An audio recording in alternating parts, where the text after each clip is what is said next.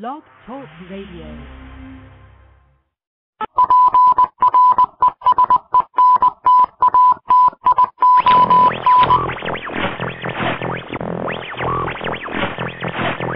Welcome. There's a time when the operation of the machine becomes so odious, makes you so sick at heart that you can't take part. You can't even passively take part. And you've got to put your bodies upon the gears and upon the wheels, upon the levers, upon all the apparatus, and you've got to make it stop. And you've got to indicate to the people who run it, to the people who own it, that unless you're free, the machine will be prevented from working at all. I want the truth. You can't handle the truth. As long as the Matrix exists, the human race will never be free. Start somewhere. It has to start sometime. What better place than here? What better time than now?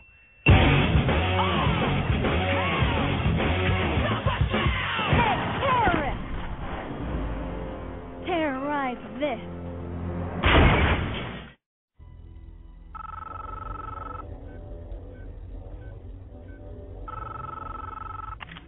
I know you're out there. I can feel you now. I know that you're afraid. You're afraid of us. You're afraid of change. I don't know the future. I didn't come here to tell you how this is going to end. I came here to tell you how it's going to begin. I'm going to hang up this phone, and then I'm going to show these people what you don't want them to see. I'm going to show them a world without you. A world without rules and controls, without borders or boundaries. A world where anything is possible. Where we go from there is a choice I leave to you.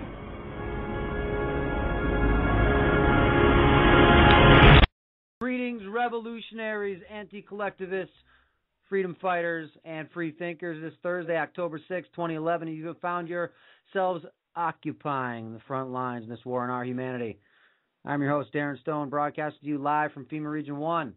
All right, we're going to get right to it. Occupy Wall Street phone calls tonight, please.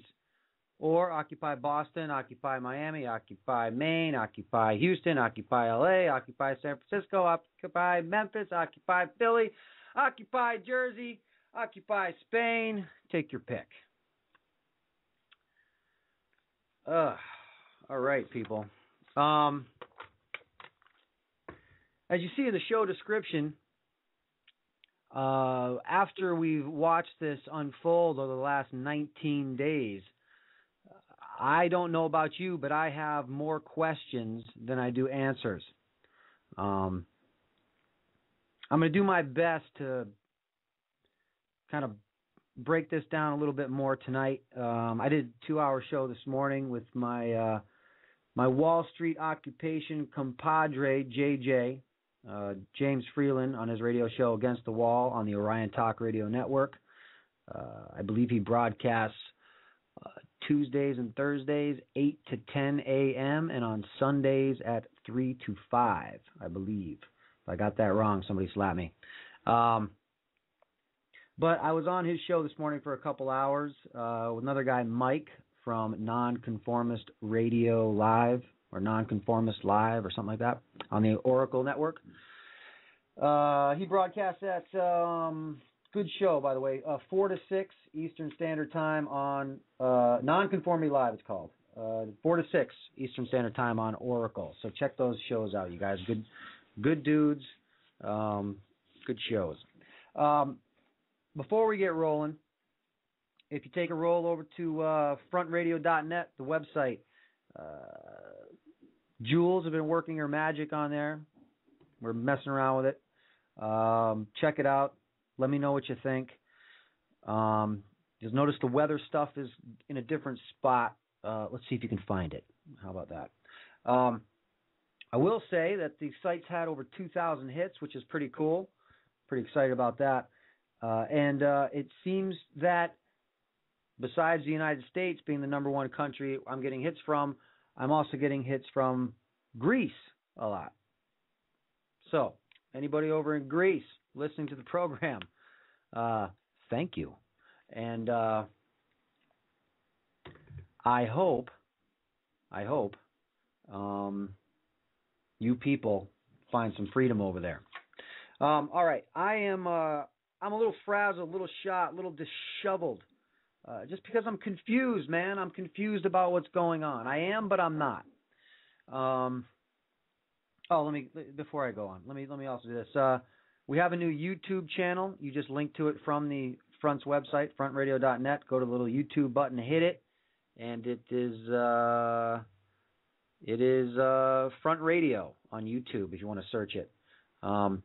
Speaking of the YouTube channel, if you guys go over to the YouTube channel, and those of you that go onto the Front's Facebook page, I posted a video yesterday called Popeye Interviews Gerald President at Occupy Miami.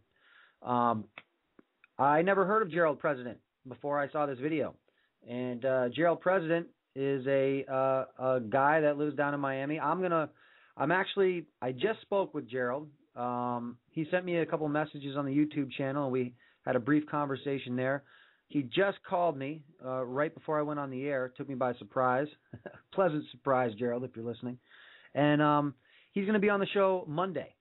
So stroll on over to the Front's YouTube channel or scroll down on the Front's Facebook page and check out the video, Popeye Interviews Gerald President. He will be my guest on Monday. I'm very psyched for that. He's a guy who knows what's going on. It's always refreshing when you know somebody, when you meet somebody else that knows what's really going on. And, you know, that leads me to this. We all mess around on the internet. We look at Facebook threads. We post on message boards. We do these types of things. And if you're noticing a lot of the,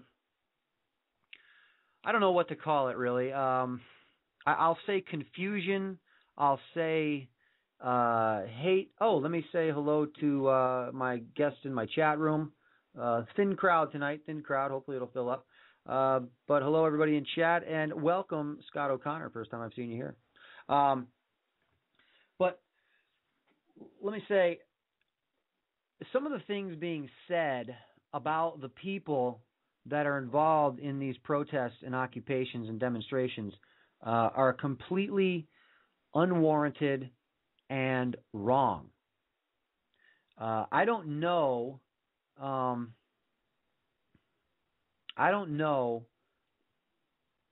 where people or where they're getting these ideas from besides mainstream media, because you all know, if you listen to the program on Monday, I attended Occupy Wall Street this past Saturday with Jules from Radio X on Orion and JJ from Against the Wall on Orion. We took a drive down there, spent the day Saturday. Our sleep was really messed up, so we could only really deal with one day. We're getting old, people, getting old. But I mean, caller, I see you there. I'll be with you. You know, we went there, and we were there for the big bridge arrests. Okay. Now, I read that this was the biggest mass arrest in United States history for any type of demonstration. I don't know if that's true. I read that though, and if it was or not, it was pretty big anyway. 700 people being arrested, and you guys notice that's when mainstream started to cover it, right? That's what we saw on Fox. That's what we saw on CNN, or that's what I'm being told, because I don't have cable or satellite. I don't have any television that I pay for, just because I refuse to pay for it. But that's what was being shown. That was the first time mainstream media picked up what's going on Wall Street. And when I say Wall Street, I'm gonna encompass all the occupations that are going on out there. I'm not forgetting about those. But I don't really think that was an accident. You know? I mean, and I think I said on my Monday show, I'm going to contradict myself a lot, you guys, when it comes to this Wall Street thing, because I'm trying to figure it out, okay? And I'm doing my best, so I can change my mind if I want to. Whatever, it's my radio show, so I'll do it. But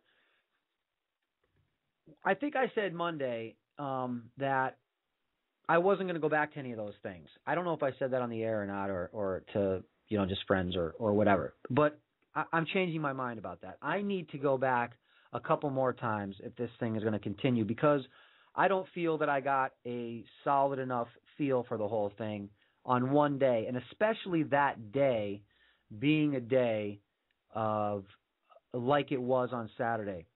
I'm just going to run through it real quick for those of you that did not listen to the show on Monday. I don't know who that would be. Everybody listens to the show. But anyway, if you didn't hear it, this is what happened. We got there in the morning. I'm going to make this brief, so don't go to sleep. We got there early in the morning. Well, not early in the morning. Mid-morning, I guess. Mid to late. The vibe was very good. There was a few hundred people in Liberty Plaza. Everybody had a decent, positive message. There was no divide and conquer paraphernalia propaganda that I saw at that point. There was also no real organizations. There was no MoveOn.org. There was no We Are Change. There was no Investigate 9/11. There was none of that. There was only 2 9/11 shirts that we saw all day, but that doesn't mean we didn't miss some. Okay, but anyway, the vibe was good all the way around. They had an itinerary. If you go to the Ustream.com and search Front Stream on Ustream, you'll see all the live video that I shot. I don't know if I'm going to shoot live video next time I go because we had a problem, or we're having a problem, pulling the live, now archived videos off that website and uploading them to YouTube or to my website or whatever. I guess it's hard. I don't know how to do any of this stuff. This is all Jules. She's telling me it's rough stuff. So anyways, it's not working out that well. So I don't know if I'll do the live thing next time. And that way I'll be able to just upload videos right to YouTube and it'll be much easier. I still have some I have to upload actually, but they're sideways, so I have to flip them around. Anyways, I don't mean to get onto the technical stuff, but it was a good vibe, and they had an itinerary there which I shot on the live stream so you can see it. I don't know which video it's in, and it had a schedule. And at 3:00 was the march. It was planned. It was a planned march at 3:00. Now we kind of, bounced around downtown Manhattan a little bit, waiting for the march to start at 3. And as it came time for the march to start, the crowd swelled up massively. All right, it went from a few hundred people to probably around 4,000 people. What we also noticed was professional signage with websites on it. Most of the grassroots, homegrown signs that we saw were not printed at Kinko's, or anything like that. And that's what we started to see when the crowd began to swell up just prior to the march. Now, I'm not familiar with downtown Brooklyn. Downtown Manhattan. I'm not familiar with it. I'm from the woods in Massachusetts, okay? So I went down there, but I will tell you this. When you were standing at Liberty Plaza and you were looking out towards the street, looking at the Brown and Brown building, which I don't know if we ever figured out who Brown and Brown was. But anyways, big old glass building. Brown glass, by the way. And as you looked out to the street, if you took a right, you went to Wall Street. If you took a left, you went somewhere else that I didn't know because I hadn't walked down that way because I was there to go to Wall Street. Well, the march took a left and just continued marching left. The police blocked off roads for us so we could cross. The police presence became heavier and heavier and heavier as the march continued. And I saw a bridge looming out of the distance, and I asked the guy next to me, I said, "Hey, man, what bridge is that?" And he said, "That's the Brooklyn Bridge." Took me a second. I said, "Where does it go?" Yes, obvious answer. Please. I was on 3 hours sleep without sleeping for 24 the day before. Yeah, it goes to Brooklyn. I know that now. So I, I'm looking and I'm just thinking to myself, well, okay, whatever. There's the Brooklyn Bridge. Well, what happened was the police actually escorted and allowed the march to go up onto the bridge. I said, we're not going to go up on that bridge. I'm not going to go up on that bridge. That is ridiculous to go up on a bridge. Talk about getting trapped and arrested. That's ridiculous. So I didn't go on the bridge, and the people I was with they concurred, and we all kind of backed off and hung back in this park as we watched the police open up the lines and allow the people to walk up. As a matter of fact, there was already police up on the bridge if you look at video now. Well, once enough people got up onto the bridge, I guess the police figured, okay, that's enough people we're going to let up there. A huge battalion of cops on foot walked up behind all the protesters. Once the crowd had kind of separated from those who were going to go onto the bridge to those who decided not to go on the bridge. Once that separation occurred, the police moved in behind everybody that was on the bridge. Now, I can tell you that when we were on Wall Street that day, the police presence on Wall Street was minimal at best. In fact, there was a few cops and some security guards. A lot of metal barricades, but really not much going on. Down by the bridge, though, there was cops on horseback. There was all types of police vehicles, all types of police men, all types of police scooters, all types of police everywhere. And then the arrests started happening. Now, the reason I'm getting into this is because when I said on the last show, if I did say it on the last show, that I wasn't going to go back to this thing, I'm changing my mind. I need to go back because I'm wondering if Saturday was just an anomaly in this whole thing. Question in chat. The people with the professional signs, part of the group that didn't go on the bridge. No. As far as I can tell, and I think the people I'm with agree to this, the people with the professional signs actually started leading the march and led it right up onto the bridge. No, I don't think so. I don't think that the real grassrooters went to the bridge. I think it was the people with the professional yellow signs. Now, if you look on the Front's Facebook page at my Wall Street pictures, or go to the Ustream, that's Front Stream on Ustream.com. If you go there and look for the yellow signs, you'll see what I'm talking about. You'll see those professional yellow signs. And they have a website on those signs, and it is a socialist website. So Jules, she agrees.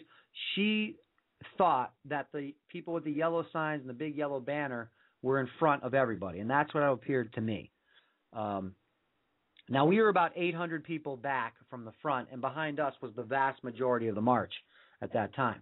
Now, so I need to go back. Because I saw footage last night of violence breaking out in the evening, and supposedly this was shot at the entrance to Wall Street.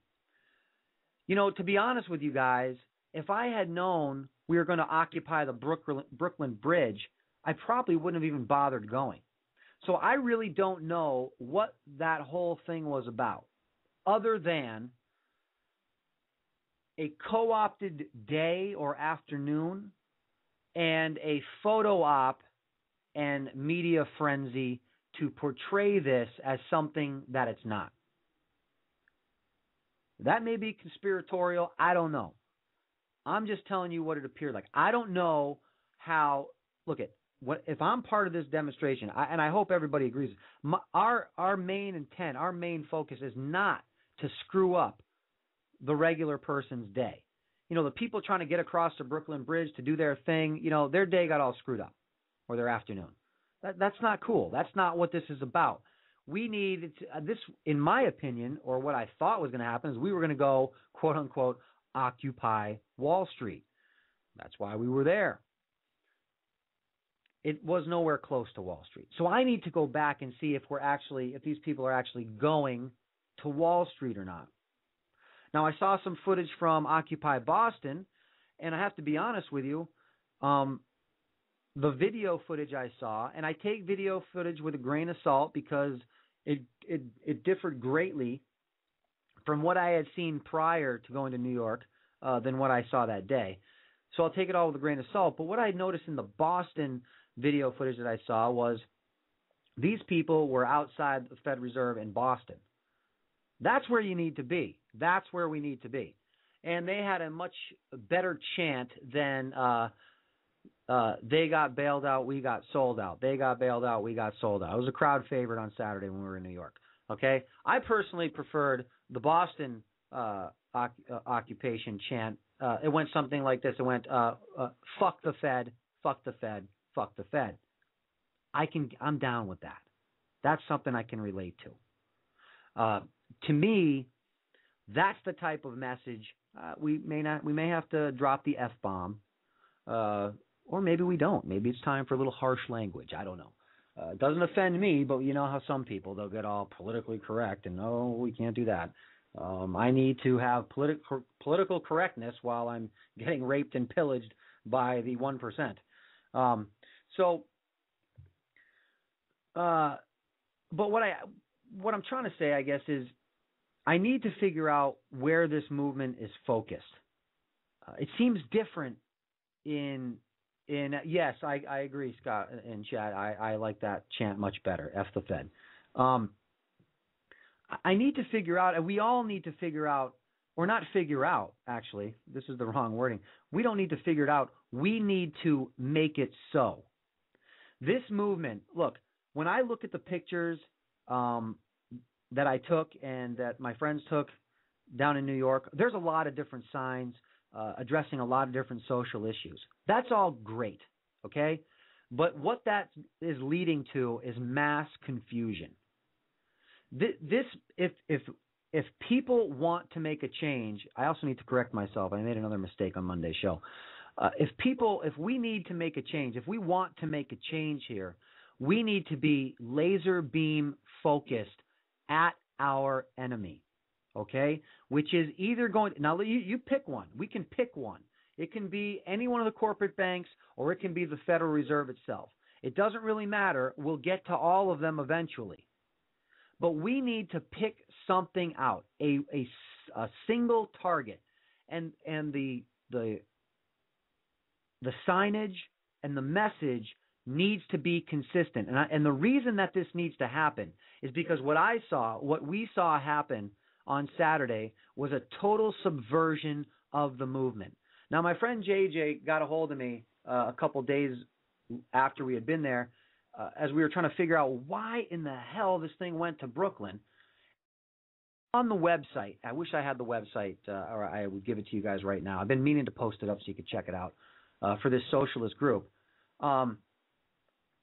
Yes, yeah, exactly. One at a time, go down the line, and make the next target in line. Make them know they're next. That's how we got to strike some fear in there. But anyway. When he told me why the bridge, supposedly on the official website, they said the reason they went across the bridge was to have lunch in Brooklyn Park. Are you kidding me? All right. Now, so to me, I don't need to see any more. All right. That day, the movement got co-opted and subverted, and we were a bunch of useful idiots. Okay? Myself included. All of us were. We got duped. Okay? I experienced the mob mentality. Not that we all got dumbed down. When we arrived there in the morning, we got caught up in the good vibe, the good feeling, and you let your guard down. You think, oh, I'm among friends. I'm among people who think like me. I'm among people who are awake. And we let our guards down. And the people that usually subvert movements, the people that control both sides of conflicts, no matter who, or where the conflict is. We can use, blinding examples of the war in Libya. Okay, we have our guys going in there, and then we have the rebels, and we're funding Al Qaeda, and they're the rebels, and so both sides get funded. Look, the best way to control to beat your enemy is to control your enemy or become your enemy. So you subvert your enemy, you infiltrate it, you take it over. Like the Tea Party. When the Tea Party first started, it had great intentions. It was pure. It was all about the Constitution and returning back to that. And getting rid of all the foolishness that we live under now. But the Tea Party's has been hijacked by the Republican Party, by the fake rhinos, and now you have Sarah Palin as a Tea Party leader. So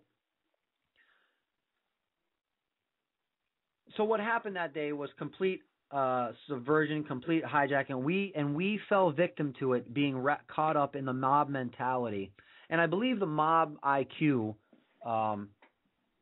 Thank you, Jules. She put up the Yellow Sign crew, the socialist group that showed up and pretty much.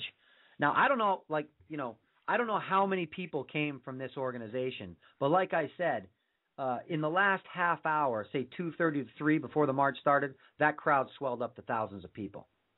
I don't know if this website bust in that many people. Okay, I don't know, but I do know we walked the wrong way and a whole bunch of people got arrested and the media and police were there waiting. I don't need any more proof to understand what happened there. So we fell victim to it. And this is why I'm saying if we pick a single target to focus on, one target at a time, then our movement, this movement, whether it was grassroots in its origin or not, cannot be hijacked, co-opted, subverted. It cannot. Because any deviation from that target will throw up a red flag as this is an agent provocateur. This person is not one of us. This person is on the wrong side. This person is trying to point us in the wrong direction. And that's what we need. I have no issue with any of these social issues that were being brought up at this demonstration. They were all noble causes. But the fact remains that at the top of this whole thing, all of these causes, all of these plights that people wanted to bring awareness to, it all trickles down from the top. All of these oppressions that people wanted to make notice, they all are stemming from the oppression at the top that feeds down. So if we cut the head off the dragon, I think we'll see a lot of relief in all those other social issues. Maybe not right. Look, it's not going to be magic, everybody. It's not going to be, a Disney movie. Yes, I know Disney's are Nazis. I'm talking on the surface.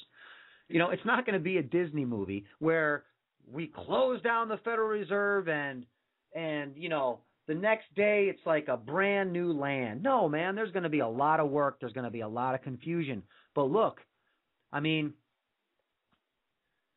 you've been kidnapped and held for 20 years, you and 10 other people, and the day comes that you can, you've been so brainwashed, you're malnutritioned, you've been tied up, 20 hours a day, you're weak, whatever. You're not thinking about, well, shit, what am I going to do 6 months after I get free? No, you just need to get free first, and then you'll figure it out.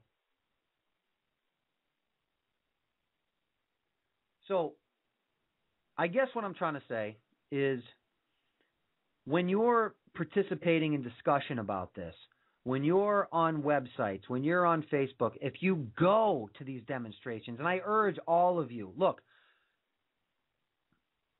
I drove 20 hours, okay? That's both ways included. 20 hours, barely slept, ate like crap, went to this thing on the weekend, came home in time to do a little bit of work on Monday. So when I hear people saying it's a bunch of freeloading hippies that want handouts, those people have no idea what they're talking about. They have no idea what they're talking about. And so they can sit back in their living room, watch Fox News, who's going to portray this as a bunch of, liberal idiots, okay? They're wrong. They're absolutely wrong. And you know what? You absolutely, and I'm going to say this, you have no opinion on it, okay? You can't have an opinion on it, or I can say this. No, I should say this. You can have any opinion you want. Not that I'm giving you permission, all right? you can have an opinion on it, but you really can't understand it, and it's not a very, what am I going to say, a very informed opinion if you do not go to one of these things yourself. You will feel it, okay? You'll feel if it's real or not. And we felt like it was real in the beginning of the day, but as we started marching, we started getting some weird vibes. I just didn't like it. It didn't feel right, and it ended up not being right. So if we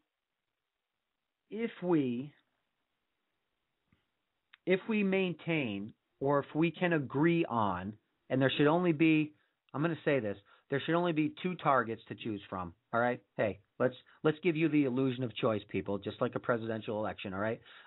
We'll take two targets to choose from: the Federal Reserve itself or Bank of America. And the only reason I'm picking Bank of America is you got a lot of people pissed off about them right now with their $5 ATM fee, when people really should be pissed off at the fact that they own 50% of all debt in this country.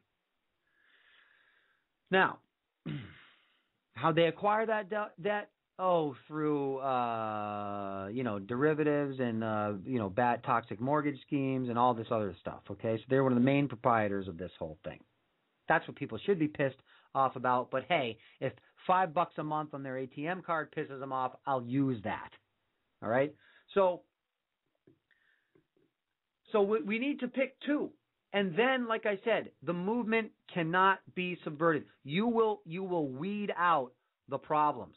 Okay? And unfortunately, we're coming to the time where you're either going to be on the right side or you're going to be on the wrong side. And I don't say that as a proponent of any type of divide and conquer bullshit. Okay? I am constantly aware of the divide and conquer tactic.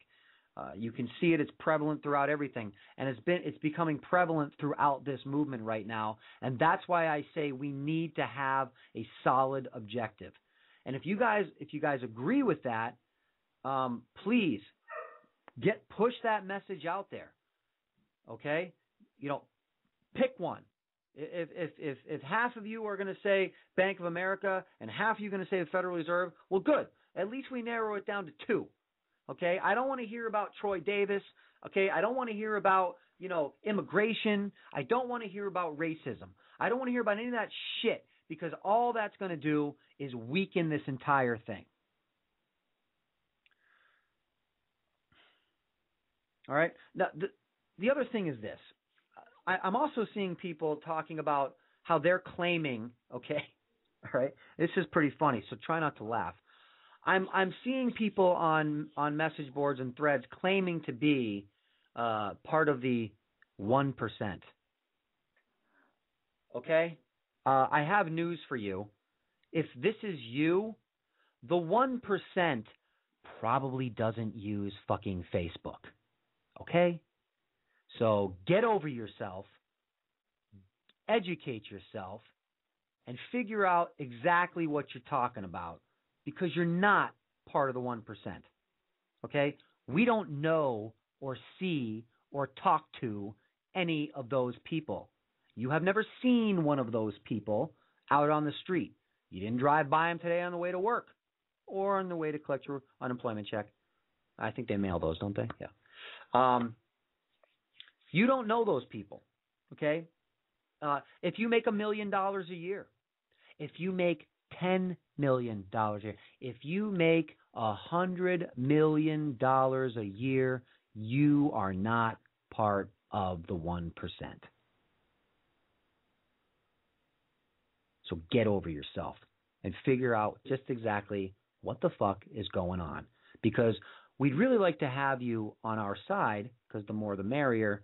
But if you continue to act in this manner, we're going to have to assume you're not on our side. It's not a threat. It's just a realistic observation. That's all. Now, how did we get here? When you pull back and look at things from a broad perspective, excuse me one second. Excuse me one second. Thank you.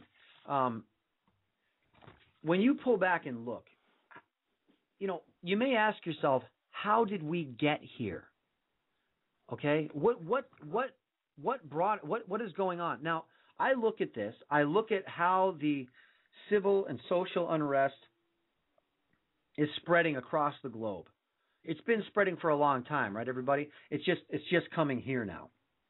I mean, if you've been listening to this program for a while, when Greece started exploding, a year ago, I said, along with a lot of other people, well, it's going to happen here. It's coming here. It's coming here. It's coming here. The dominoes are going to start to fall, and they are going to fall.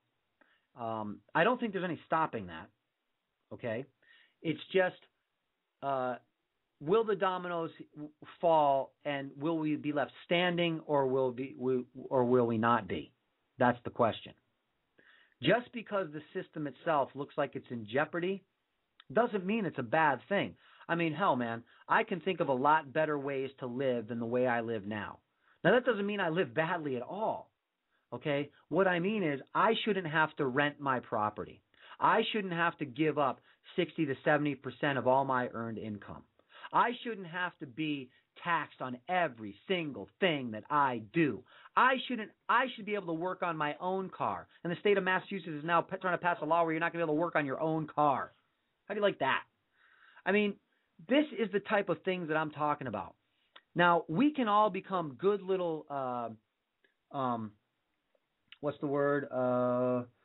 Look, Stockholm Syndrome-ease and love our captors and make up excuses for them and say how much we love our lives right now. But I'm sorry, I can actually envision more for myself than this. People be like, oh, Darren, what would you want more? You have everything you need. You got a house, you got a wife, you got some dogs, you got a nice, you're healthy. What else would you want? Okay? I'm not complaining about any of those things. But I think we as human beings have been suppressed and oppressed. I don't think we even have any idea of our full potential. And I think that has been the main objective for the 1%, for the controllers of the planet, for the Illuminati, for the elite, whatever the hell you want to call them. That's been the main objective, to suppress our humanity. Now, I've gotten into discussions with people about this, and I've been told, that people just suck. I hate people, all this other stuff.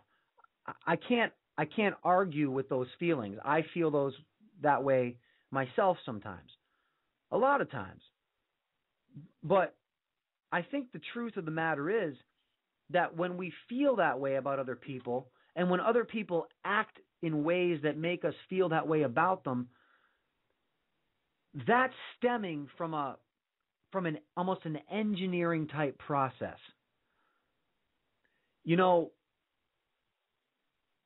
If you've ever been in a desperate situation, let's say when things get bad for people in a group, usually people band together and you see the good in people. When people act the opposite way, I think that's a product of environment. I think that's a product of manipulation, mental manipulation, mind control, if you want to call it that. I think it's a product of long-term demoralization.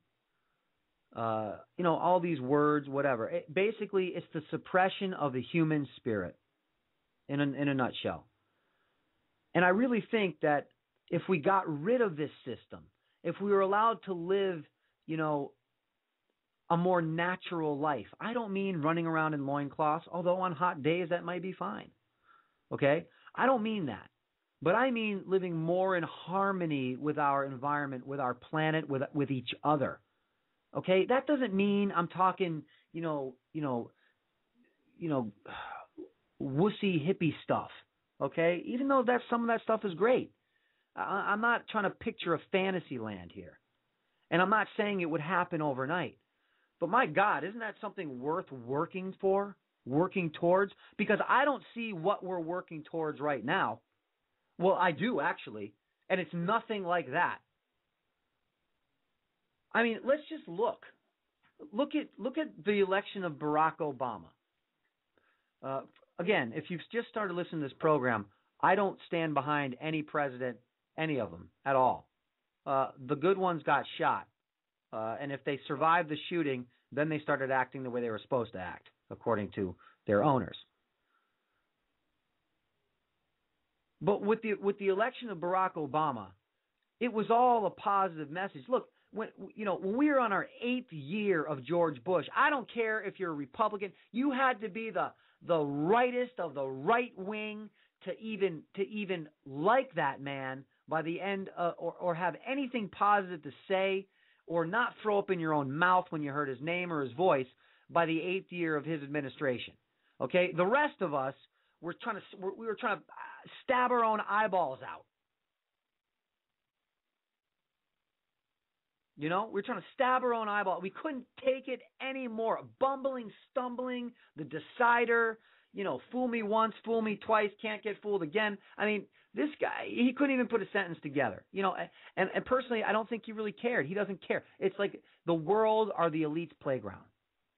It doesn't matter. They don't care. He can get up there and make up his own words, and 350 million people will just suck it up. So with the election of Barack Obama, here we had the slickest marketing tool that we had seen in decades come strutting out on stage, young, energetic, could actually form a sentence and use 3-syllable words. He told us everything we wanted to hear. And look where we are. Now, if you ask Barack Obama, he's going to tell you it's the Republicans' fault. Because, unlike any real man and accepting blame and accepting responsibility, he's a spineless, yellow, reptilian politician, just like the rest of them. It's never his fault. It's the Republicans' fault. But see, he seems to forget that the Democrats controlled the House and the Senate in the first part of his presidency. But he forgets all that. We forget all that. We don't count that part.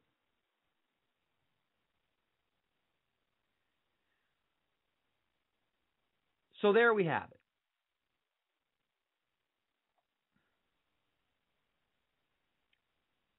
And a comment in chat. Didn't believe a word out of B's mouth. A lot of people didn't, but a lot of people did. A lot of people did. And it doesn't even matter if you believed it or not. It doesn't matter if you believed it or not. It's what was being sold. It was the marketing campaign. That's all it was. Because they knew that we were ripe for it. Be honest with yourselves. He was going to be the president from the get-go.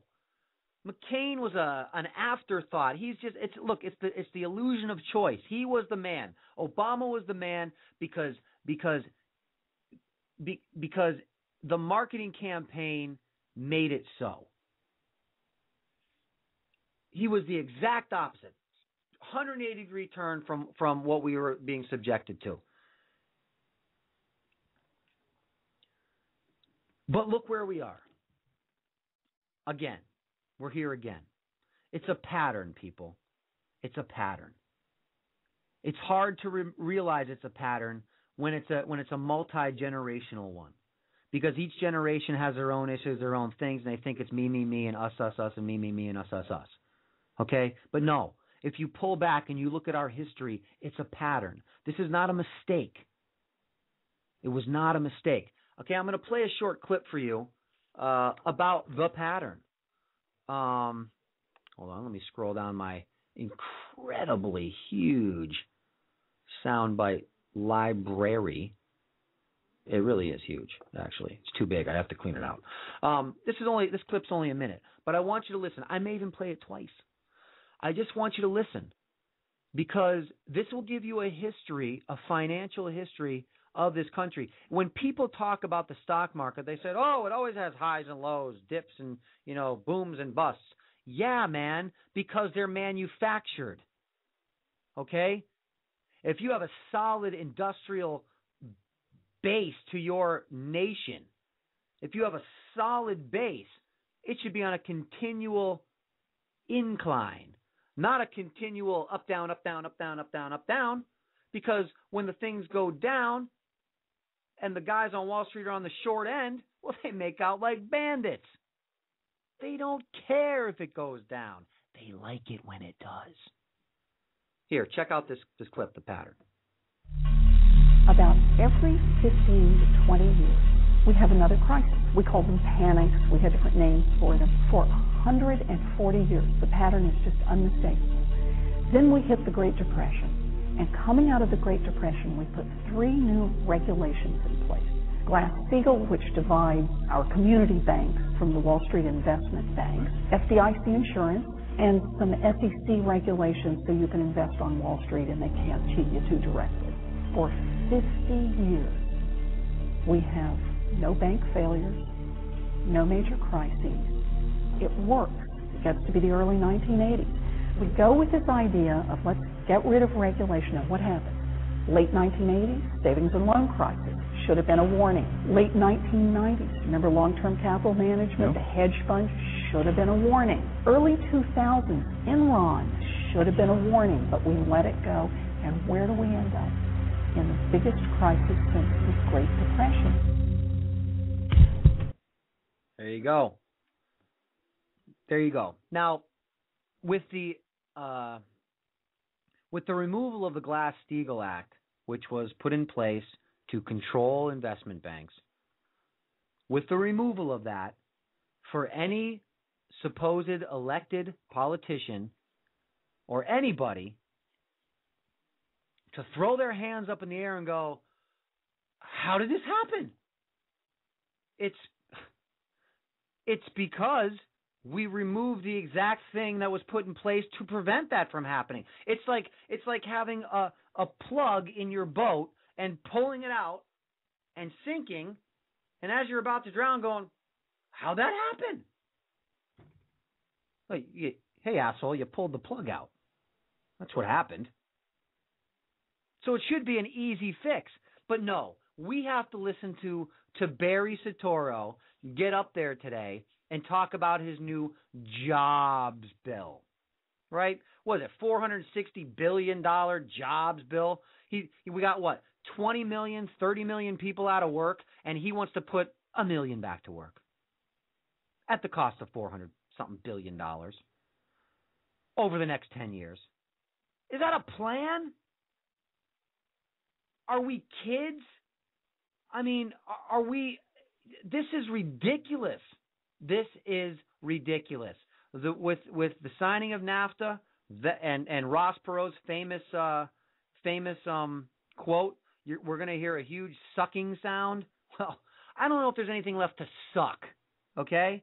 Because the industry is almost dead. Like I said before, look at the college-age unemployment. It's up to almost 50%, if not higher. That bare minimum is our future. Guys like me, girls my age, we're all hanging on to dying industries in this country. We're all hanging on.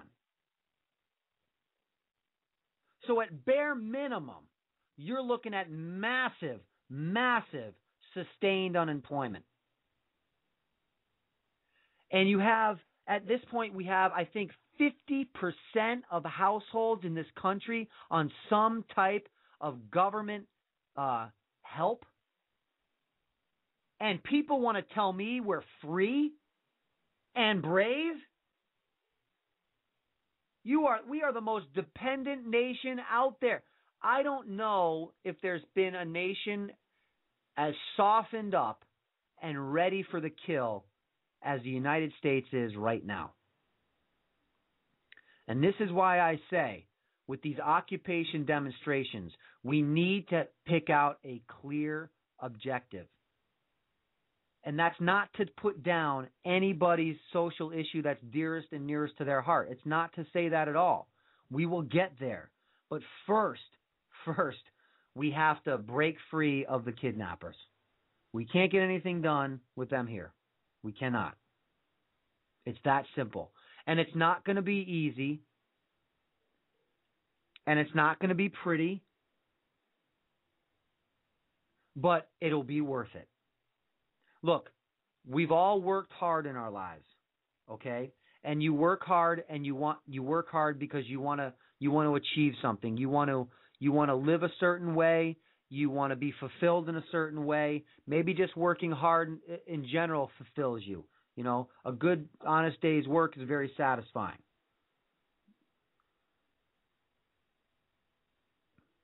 So this is worth working for. This is worth getting up off your ass and going to one of these things and making your own opinion. Look, if you go and you're like, that's just ridiculous, not for me, I don't want anything to do with that. That's fine. At least you went, at least you checked it out, and now you know what you're talking about because you were there.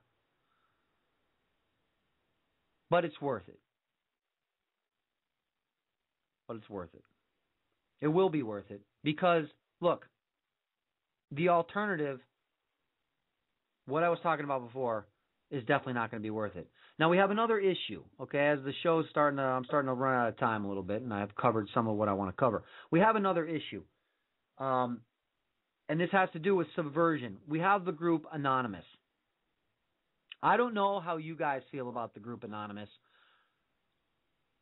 I don't like them, and I don't trust them. And I don't trust them for two main reasons. One, look, I love V for Vendetta, okay? It's cool as shit. I have a mask right here, sitting right here on my desk. Here. I'll put it on, and I'll talk through it, okay? I got my V for Vendetta mask. It's a symbol for me, all right? But honestly, it's a little hokey. I know it's cool. It's a little hokey, but that's not the reason. The reason is because Anonymous is in full support of WikiLeaks. WikiLeaks is not in full support of 9/11 truth, and WikiLeaks does not subscribe to the fact that 9/11 was an inside job. And if we want to get real honest about the bullshit that is WikiLeaks, not one goddamn thing has ever come from any of the supposed cables that they've released. Nothing. So I got Anonymous back in WikiLeaks. So that means Anonymous doesn't think 9/11 was an inside job. I'm sorry, but if you have two brain cells to rub together, you have to find something wrong with the official story of 9/11. So at bare minimum, it's not what we were told it was. So to just dismiss it and say it's a non-issue like WikiLeaks does and have support from Anonymous, trashes Anonymous credibility to me. The other thing that trashes their credibility is the fact that Janet Napolitano actually held a press conference addressing Anonymous as a security threat. Actually not. Actually, I think, did she address him as a security threat or did she laugh at him? One of the two. I think she said they were serious. I don't really remember. But either way, the fact that they even came off of her lips, if we want to call her beak, I guess. The fact that those words even came out of her pie hole, I wanted to say something else, is suspect to me. It's like, I don't know if you guys looked at the picture of me standing in front of the WikiLeaks truck in New York, kind of pointing my thumb at it. They were a threat to national security, and there they are parked right on Broadway in downtown Manhattan. So I saw something, and I tried to say something, but nothing came of that. So now we have Anonymous making threats to crash the New York Stock Exchange on Monday. Monday's a holiday. Now, I wasn't even really thinking about this, to be honest with you. But what I'm going to do, I had a listener, my listener Joe, my buddy Joe from FEMA Region 9, sent me an email today bringing this to my attention again.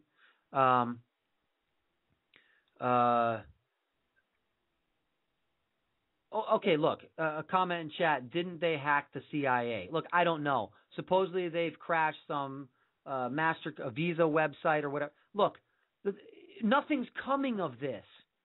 Okay, I can, if I go, look, there's been, nothing's coming of it. It's ineffective. It's all for show. Okay, we got groovy videos. spooky videos with voiceovers, and their actions really haven't done anything productive at all. So now they're threatening to crash the stock exchange. And my listener Joe brought up some very good points. These are his points, not mine. Okay? He's thinking about this. I wasn't. So I have to give him all the credit. First, what I'm going to do is I'm going to play, let's see. Okay. Let me find this clip here. I'm going to play you Anonymous's Crash Wall Street video they released. So check this out, and then we're going to talk about it.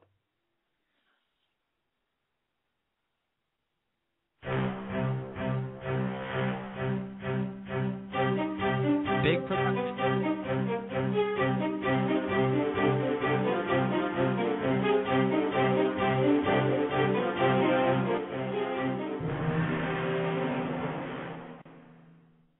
Greetings, institutions of the media.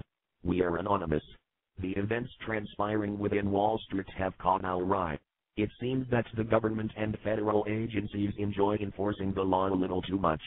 They institute unjust laws as mindless automatons, blindly following orders with soulless precision. We witness the government enforcing the laws that punish the 99%, while allowing the 1% to escape justice, unharmed, for their crimes against the people. We have observed this same government failing to enforce even the minimal legal restraints of Wall Street's abuses. This government, who has willingly ignored the greed at Wall Street, has even bailed out the perpetrators that have caused our crisis. We will not stand by and watch the system take over our way of life. We the people shall stand against the government's inaction. We the people will not be witnesses to your corruption and ill-gotten profits. We will not labor for your leisure. We will not assist you in any way. This is why we choose to declare our war against the New York Stock Exchange. We can no longer stay silent, as the population is being taken advantage of for the sake of profit. We will show the world that we are true to our word. On October 10th, NYSE shall be erased from the internet. On October 10th, expect a day that shall never, ever, be forgot. Vox Populi, Vox Anon. The voice of the people is the voice of Anonymous. We are Legion. We are the 99%. We do not forgive. We do not forget. Wall Street, expect us. Okay. Now, so, yeah, great point in chat. They hacked the PlayStation Network. Wow. Bravo. Listen, crashing the stock market will not hurt the 1%. It will not. It will hurt the people whose lives are invested in the stock market. That's people you know and see. That's who it'll hurt. Okay? Not the 1%. Because, hey, shit. Look, if Anonymous is a real threat and they're going to crash the market, those guys will be on the short side on Monday. You won't if you're in the stock market, right? So my friend Joe brings up some great points, okay? He has concerns about this, and he goes on. I'm going to read these. Joe, if you're listening, I hope you don't mind me reading this on the air. Sorry if you do, but you're a great point, so I'm going to do it. If a fat finger trader can crash the market for 800 points, remember that? Somebody had a supposed fat finger, pressed the wrong button. So everybody's livelihood now rides on the circumference of somebody's digit. All right? That's what they want you to believe. This could be huge. Monday is a holiday, but the markets are still open, which means normally a thinly traded market, which will make it even easier for them to get the black box trading programs to kick in on the sell side and cause the even bigger crash. Next point, I could see the Wall Streeters letting it happen because they can say it's not their or the banker's fault for the market crash. It was the hacker's fault. See? Escaping responsibility, right? Then you're going to have to, then the American people will want to go after rogue groups such as Anonymous, which won't be able to be found because they're anonymous. So they'll go after people like you and me. Let's see. So it will be the hacker's fault. And not to mention the insider will become even richer because they will all be on the short side of the market.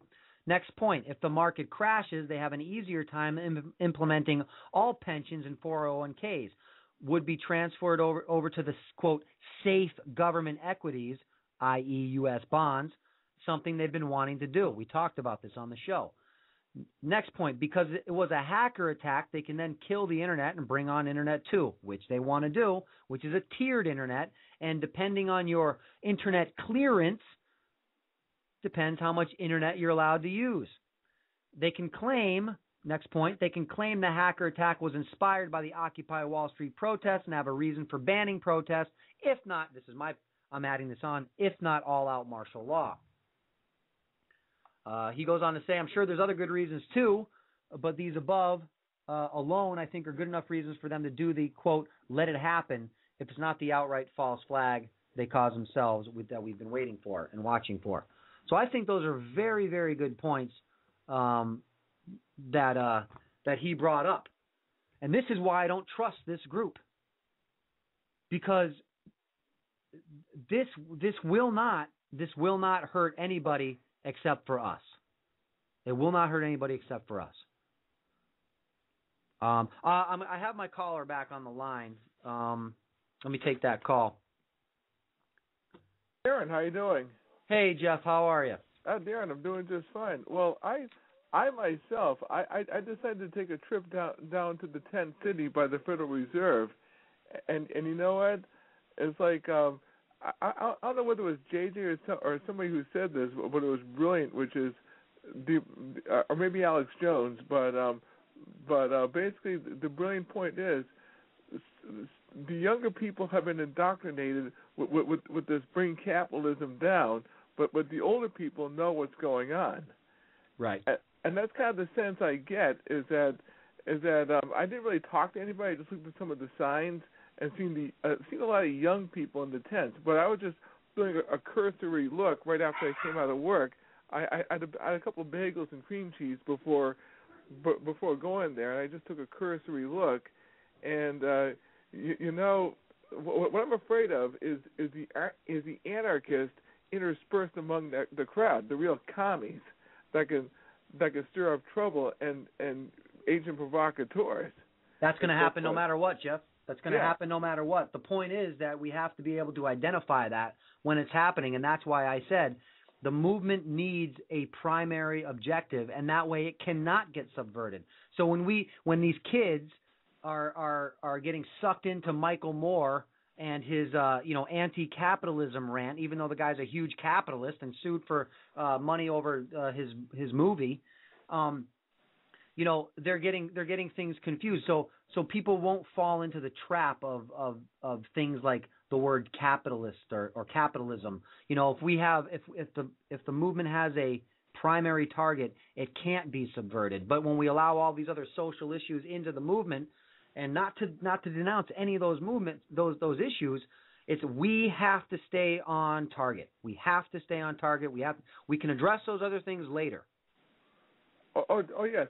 You know what I think? I think any movement that tries to get off the ground, the government will try to break it up and fracture it, and even plant the socialists, the commies, and so forth. And if it's the Tea Party, then it's the Ku Klux Klan and the neocons and people like that. And there's first groups in there, just these real fringe groups that are creations of the government anyways, just to destroy it. The object of the government is to destroy free speech. Right. That's the object of this government, plain and simple. And you know what? And also to clip the leaders. I know you read the book 1984. I'm sure you have. When you read the book 1984, it talks about when there's a brilliant person that rises up among the proletariats, Big Brother comes in and clips them. Of course. I'm using my own terms, but basically clip anybody of any kind of intelligence to keep the people like sheep. And 1984 is the model of what these people really want to do. Yeah, you're exactly right. And I've often said that we're pretty much getting there, barring the everybody wearing the same color clothing kind of thing. But socially, it's definitely moving in that direction. A little combination of 1984 and Brave New World, really. Oh, you know? yes, the drugs. And you know what I did today? I bought a whole bunch of stuff at this place I go to for camping gear and so forth, because I am really planning on getting out of the city, and I'm just getting my ducks lined up. So when the false flag attack does happen, I'll be long gone. I'll be in New Hampshire, sitting pretty out of the Boston area, and so forth. That's my goal. What's your goal in 10 to 20 years? My goal in 10 to 20 years? Yes. I want to be alive right now. The way things are going, that would be an excellent accomplishment. But wouldn't you like to just get out? I mean, you're used to being in the woods. Cause you said that in your program that you live in the woods. I live in a hardcore urban center. Right. I want to be in the woods. Yeah. I want to be in a place where I'm living like Kurt Wilson or somebody in Idaho, out of the city, out of the urban center, and so forth, with my storage of freeze-dried food, a nice log cabin, and that's it. And listen to my shortwave radio while Boston burns. Not that I want that to happen, but it would be a victory for the New World Order if Boston burned, and then they can say the cradle of liberty has just been smashed, and so forth. And I work in Boston, so I have a vested interest in getting out while I can. Jeff, let me ask you, how many? What day did you go down to the Occupy Boston movement? Oh, I think it was like a Monday or a Tuesday. This past week or this past Monday or Tuesday? Yeah. And how many people were there? Not too many. I mean, a decent amount. In fact, the place where I work at, the guard check I work at, yeah, I seen the protesters march down the street, and you know what my impression was? They were mostly these. I hate to say it, Darren, because I know there's good people interspersed in there, but my impression is it's sheeple youth. There are socialist pinkos far to the left. That's just my impression. Sure, but do you think they actually know what they're doing? Probably not. And these are the college kids that have the highest rate of unemployment right now in our country. So it's been said that the youth are gonna start to rise up because they really have nothing going for them, and they're in massive debt. They're not smart enough, a lot of them, to understand really the enormity of the problem or really what they're talking about when they're against capitalism and things like that. But that doesn't mean that they can't be made to understand. And so if we now, you want to end the Fed, don't you? Oh yes. Jeff, so why aren't you in that march? Why aren't you in there talking to those people and trying to set their mind straight? Say, look, man, it's not capitalism because you go open your own little business. You're a capitalist. That's fine. That's a good thing. I talk to people in my small circle. I have a small circle I talk to. I mean, basically, when I go to work, I go home. I mean, but I did decide to walk by the tent and look at some of the signs just to get kind of a street view of it. It was late in the afternoon. I mean, and so forth, and.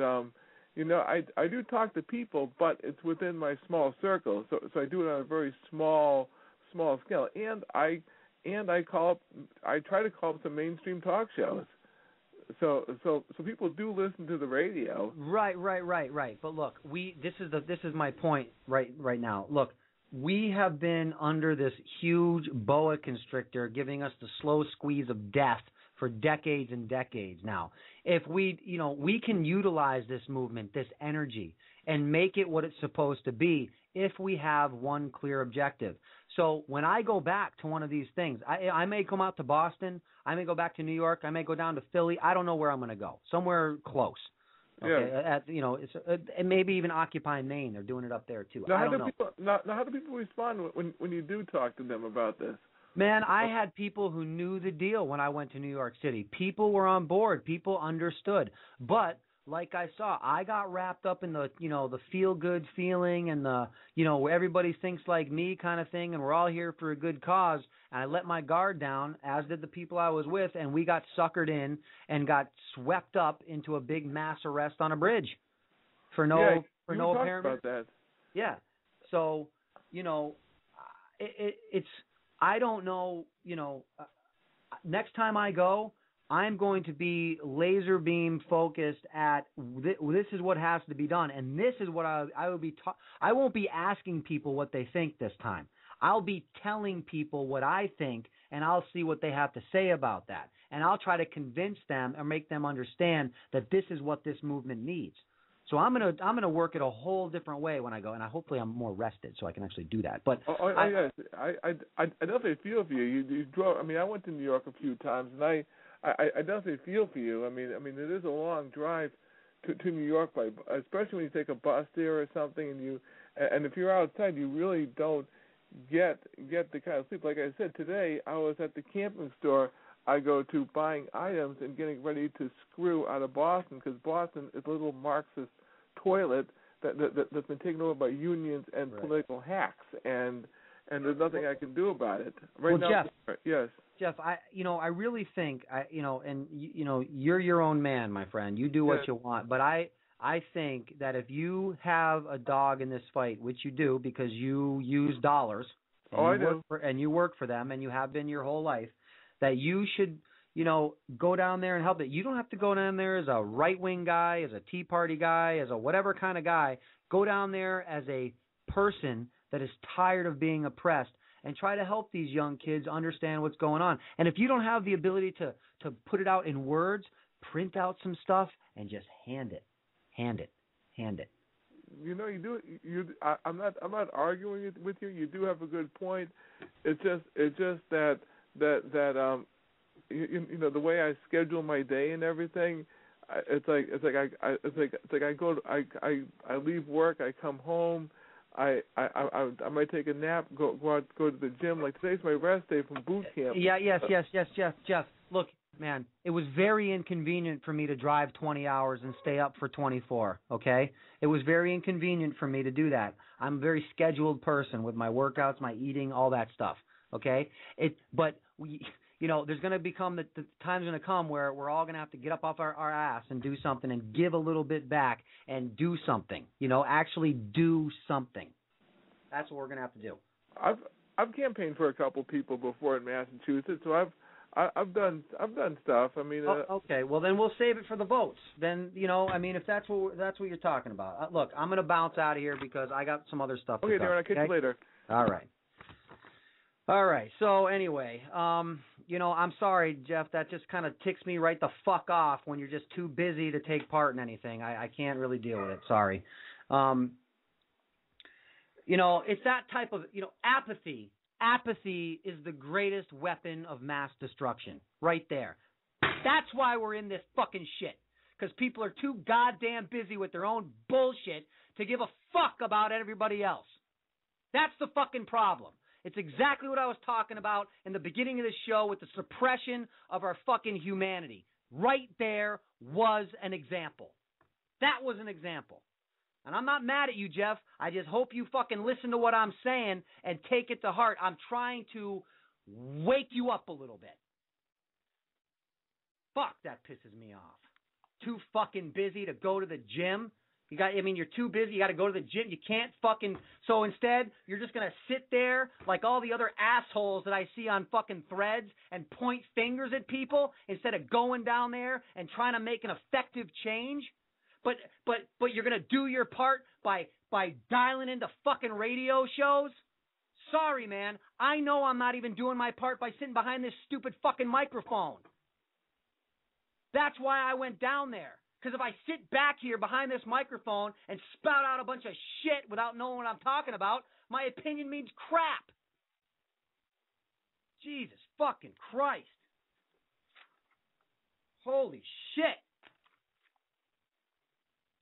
All right, let me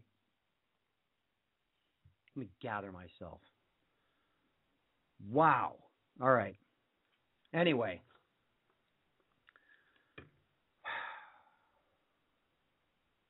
If that's the attitude that most people have, if that's the attitude, you know what? You might as well all get your fucking camping gear together, buy guns and ammo, and fucking go hide the fuck out, okay?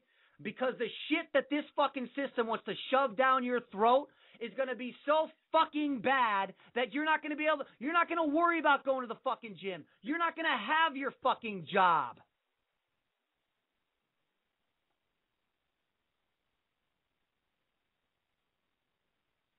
God damn. Fucking app. Ugh. All right, I'm severely sidetracked at the moment. That's the type of rhetoric that I've been reading in threads from people that make $500,000 a year and think that it's a bunch of dirty fucking hippies on the street and they're looking for a handout. You know what? When I was there, not one fucking person asked for a handout. There was not one sign asking for a fucking handout. Not one. I've owned 3 small businesses in my life. Not bragging, they haven't been financially successful, but I've always been a guy that tried to make my own fucking way, okay? I've never taken shit from the system, and I don't want anything from the system. And I drove 20 fucking hours and stayed up and went down there to try to bring people a first-hand view without fucking bullshit propaganda mixed in with it. I wasn't told ahead of time the march was going to the bridge. So I wasn't Fox News and CNN and MSNBC sitting up there waiting to watch the arrest so I could come back and report on it and spin it any fucking way I wanted to. I'm telling people exactly what it fucking looked like to me. And there wasn't one fucking person asking for a handout. And if young people are out there, it's more than you're fucking doing.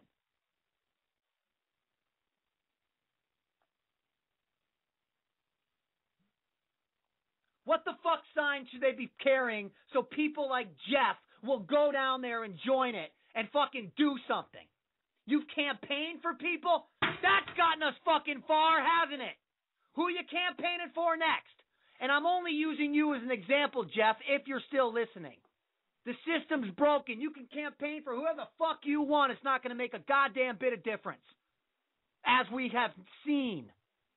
Who's going to be the guy next time? What? 4 more years of Barry? Who's it going to be? Rick Perry? What's that other asshole's name? Mitt Romney? That douchebag who said that, when asked when his 20-something-year-old sons why they weren't in the wars in the Middle East, the wars that he voted for, why they weren't there, he said, well, they're serving their country by helping to get me elected president. Go fuck yourself.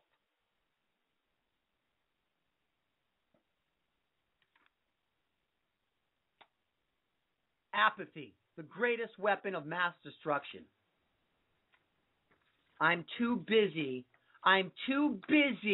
to do anything. I'm too busy chasing dollars that I'm not going to have anyway.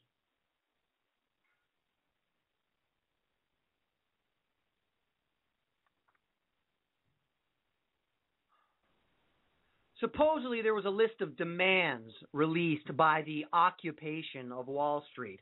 The leaderless occupation, which, by the way, is a crock of fucking crap, okay? You need a leader, because if you don't have one, there's mass confusion, as we are seeing. Another thing Alex Jones totes, leaderless. Hey, fuck you, pal, with your supposed million listeners. Get your fat fucking bloated ass out there and do something instead of fucking selling T-shirts and, well, actually, I want to sell T-shirts, but videos and all that other bullshit. Fucking InfoWars TV. It's a fucking joke. Watch that shit. It's hysterical.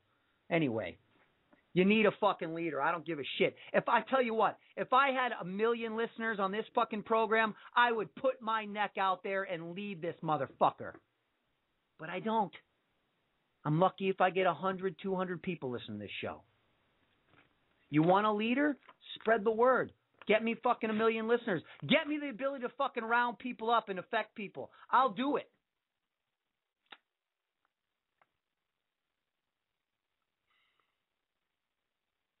I'll be the first in line to take the beating from the fucking cops. I'll be the first one in line if I know I have people behind me.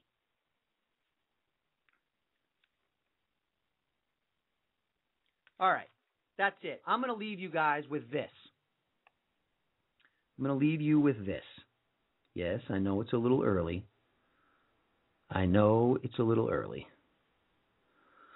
going to leave you with this. 3-minute, 37-second clip called The Greatest Speech. All right? I apologize for my language. Jeff, if you're still listening, I applaud you. And I no ill will towards you, but your attitude is something that I've been seeing, and it's not helping anything. It's very selfish, and it's not helping. So I hope my rant, if it didn't just make you hate me, that's good. If it woke you up, that's what I'm hoping for. Listen to this. It's called The Greatest Speech. It was given by Charlie Chaplin. I'm sorry, but I don't want to be an emperor. That's not my business. I don't want to rule or conquer anyone. I should like to help everyone if possible. Jew, Gentile, black man, white. We all want to help one another. Human beings are like that. We want to live by each other's happiness, not by each other's misery. We don't want to hate and despise one another. In this world there's room for everyone, and the good earth is rich and can provide for everyone. The way of life can be free and beautiful, but we have lost the way. Greed has poisoned men's souls, has barricaded the world with hate, has goose-stepped us into misery and bloodshed.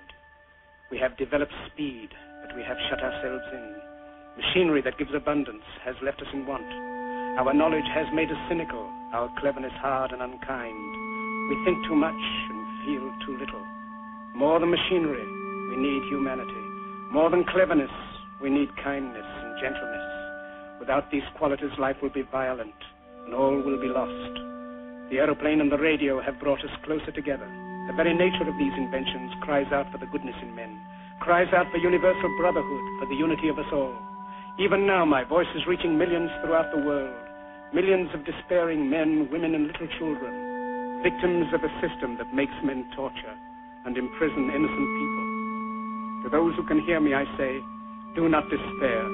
The misery that is now upon us is but the passing of greed, the bitterness of men who fear the way of human progress. The hate of men will pass, and dictators die, and the power they took from the people will return to the people, and so long as men die, liberty will never perish. Soldiers, don't give yourselves to brutes, men who despise you, enslave you, who regiment your lives, tell you what to do, what to think, and what to feel, who drill you, diet you, treat you like cattle, use you as cannon fodder. Don't give yourselves to these unnatural men, machine men with machine minds and machine hearts. You are not machines, you are not cattle, you are men. You have the love of humanity in your hearts. You don't hate, only the unloved hate, the unloved and the unnatural. Soldiers, don't fight for slavery, fight for liberty. In the 17th chapter of St. Luke it is written, the kingdom of God is within man, not one man nor a group of men, but in all men, in you. You, the people, have the power to create machines, the power to create happiness. You, the people, have the power to make this life free and beautiful, to make this life a wonderful adventure. Then in the name of democracy, let us use that power. Let us all unite. Let us fight for a new world, a decent world, that will give men a chance to work, that will give youth a future and old age a security. By the promise of these things, brutes have risen to power, but they lie. They do not fulfill that promise. They never will. Dictators free themselves, but they enslave the people. Now let us fight to fulfill that promise.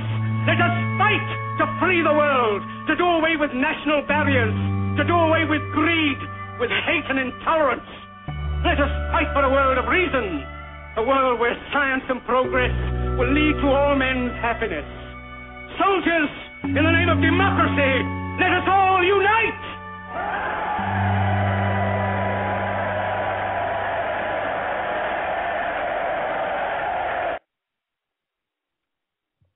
Thanks for listening, everybody. I'll see you all on Monday.